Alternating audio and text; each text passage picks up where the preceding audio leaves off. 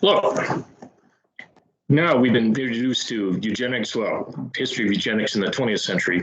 We're going to bring it a little more up to date, looking at Robert Sparrow's article on Not So New Eugenics. That will be followed by Arthur Kaplan's piece.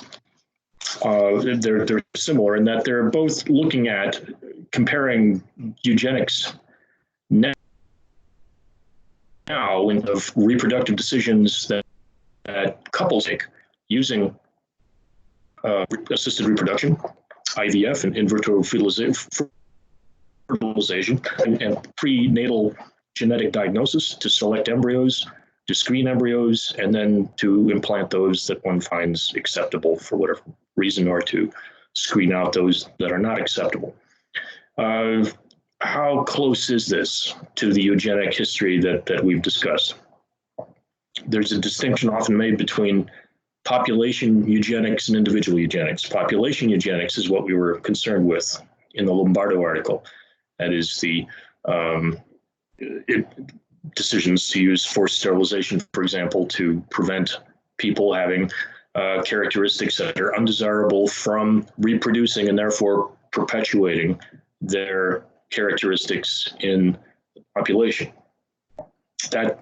That's based on social, political policy. The new eugenics is individual and is not public policy. And the two writers that Sparrow discusses are adamant about that genetic technologies that are available to couples ought to be decided by couples and they have no interference from the state whatsoever. That's a view that Kaplan will argue for also, that it is a sustainable view. Sparrow is skeptical of this. And that's pretty much what his article's about. He finds that there is support in the bioethics community for genetic enhancement, whenever that would be possible. Right now, as we said, the technology we're mainly concerned with is prenatal genetic diagnosis and in vitro fertilization, and somatic gene transfer, which we'll get to in a minute. So there is support in the bioethics community, and the bioethics community in supporting genetic enhancement make a distinction between the new liberal eugenics and the bad old eugenics. In particular, John Harris, he's concerned with John Harris and Julian Savulescu, both of whom separately argue for a duty to pursue genetic enhancements, a duty that society has to pursue, as left up to individual couples to decide whether they will implement those or not. Sparrow's thesis is that such an obligation would have radical implications, which are not admitted by either Harris or Savulescu. Both Harris and Savulescu deny that the state should pursue enhancement. It should be left up to individuals. Sparrow considers several different ethical theories that now that we've covered them, we can invoke them. First, consequentialism or utilitarianism and enhancement. The two most realistic technologies, Sparrow says, that we're considering again are pre-implantation genetic diagnosis and somatic cell nuclear transfer. Pre-implementation genetic diagnosis, for PGD, is often combined with embryo splitting. Somatic cell nuclear transfer would enable the cloning of specific individuals. Consequentialism has an affinity for these technologies as they involve which people are born rather than enhancing traits of existing persons. Such decisions, then, are not person affecting. This is going to be an important concept for us. The person affecting argument is that for something to injure somebody, to have injured somebody, and therefore to have done wrong is to have injured someone. To injure someone requires there being an individual and some condition that is caused in them. So it requires a pre-existing person and some condition that you cause for them.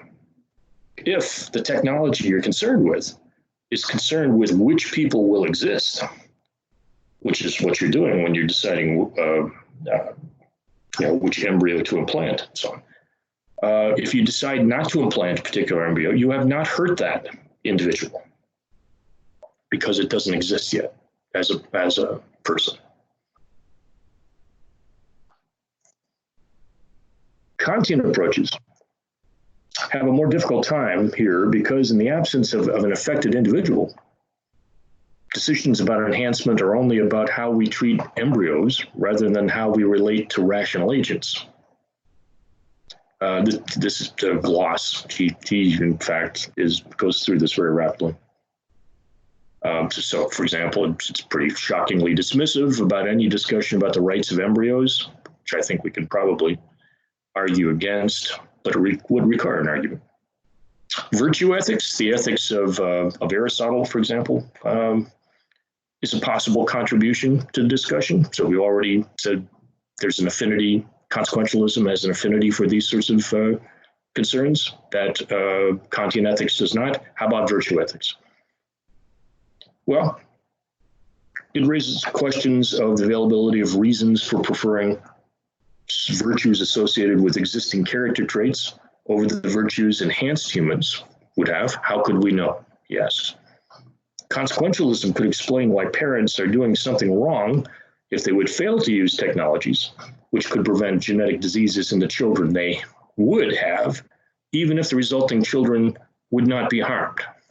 Why is that? Because remember the utility monster. All that matters for a utilitarian, is that utility be maximized. How it's distributed, in particular, to whom it goes, whether there is a person who is created in generating the utility, makes no difference whatsoever for utilitarian. All that matters is that there be utility, not who has it. The person affecting argument doesn't phase utilitarians. On the other hand, a consequentialist approach would have the implication that we can't be satisfied with reducing suffering and unhappiness. Why? Because we have to increase it. It's not minimizing disutility. Only in some instances is that when you can maximize utility, that's what we have a duty to do. The argument for enhancement follows straightforwardly. He says the distinction between therapy and enhancement becomes irrelevant largely. Some of the consequences of this line of thinking appear extreme, he believes. Genetic technologies, for example, might enable simply engineering happier people. We could shape people so that they would have lower ambitions and be more easily satisfied, like engineer people to be contented sheep, basically. The only way to avoid that conclusion from Harris and Sobolescu would be to retreat to a more substantive conception of human flourishing. So, human flourishing is not just a matter of contentment or pleasure, but something thicker. Human flourishing is always a function of the interactions of genes in the environment. Advocates of enhancement argue that our obligation to manipulate genes is the same as our obligation to manipulate the environment. The problem is that it's often much easier to alter a child's genetics than the child's social conditions. If, say, the prospects of girls in China are much reduced relative to boys' prospects, parents would be obliged, all else being equal, to have boys. So you can see how responding to any injustice could have similar conclusions. He turns next to libertarianism, which is, in this case, means that the most important thing ethically is not to infringe somebody's freedom. Classical utilitarianism held that the greatest happiness of the greatest number could be had only by wealth redistribution. We have to recall utilitarianism was a radical social policy in the early 19th century.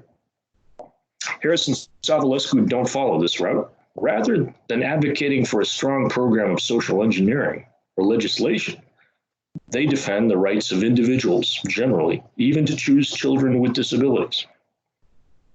How is this possible? This is Sparrow's main question. How is it possible to reconcile Harris and Savulescu's libertarianism, that is, we should afford people maximal freedom, with their consequentialism? I mean, there's a straightforward obligation to maximize utility. How does that square with people's freedom? Sparrow says it's because most foreseeable genetic enhancements are not person affecting. No one is harmed.